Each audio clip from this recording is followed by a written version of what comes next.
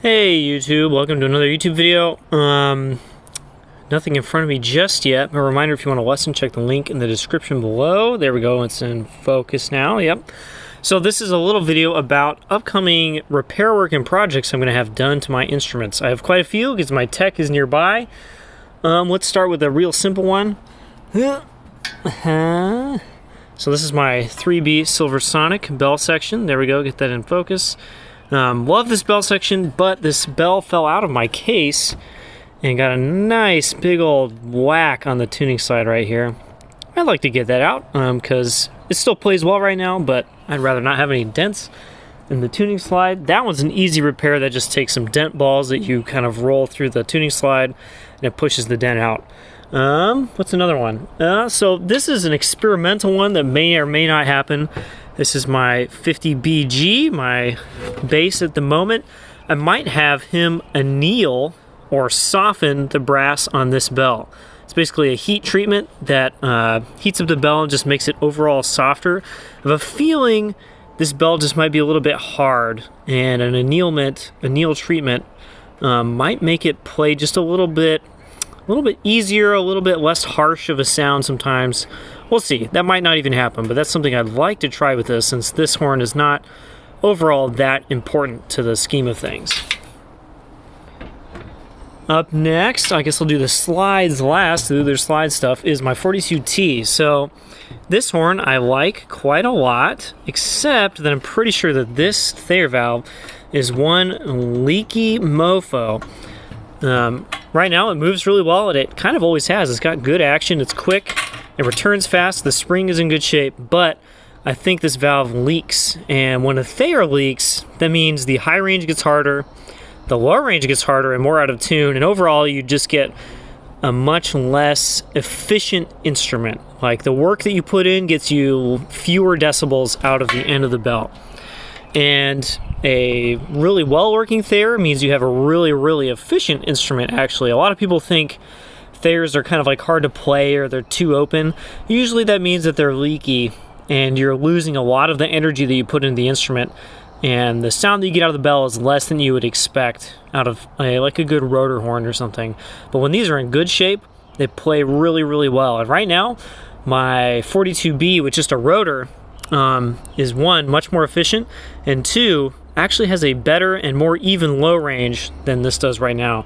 So I think I'm going to have my tech lap this rotor, this Thayer rotor, and the casing, and see if we can get it back in spec. If it's not worth it, then I might just sell it as is, because it's still a good instrument, but I think it's got some potential that could be unlocked.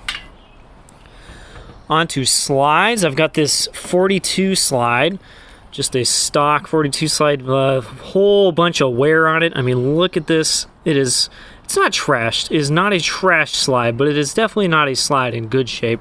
And the real problem is down here, you can see the beginnings of some pretty nasty red rot, some serious oxidation, and this slide plays okay.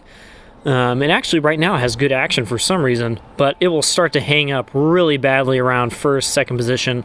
And what I'm going to do, and this is already in the works, is get just new outer tubes for this slide and have them grafted on. That's not a super hard thing.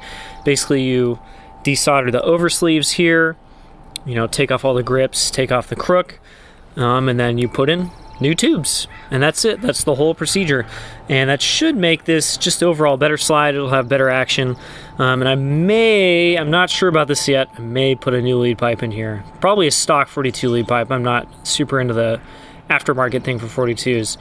We'll see about that, but I'm definitely already going to retube the outers because I'm pretty sure they are basically trashed.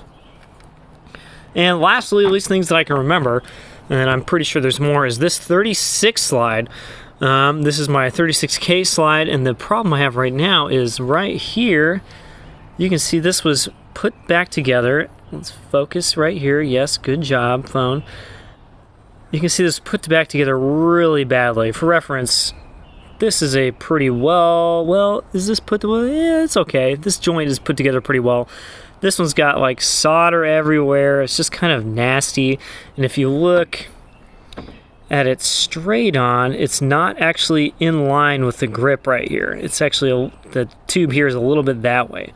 So the whole slide is not quite in alignment. It works, it's okay. No, there's no dent in there. It kind of looks like there is. It works, but it's not great. And the biggest problem is this.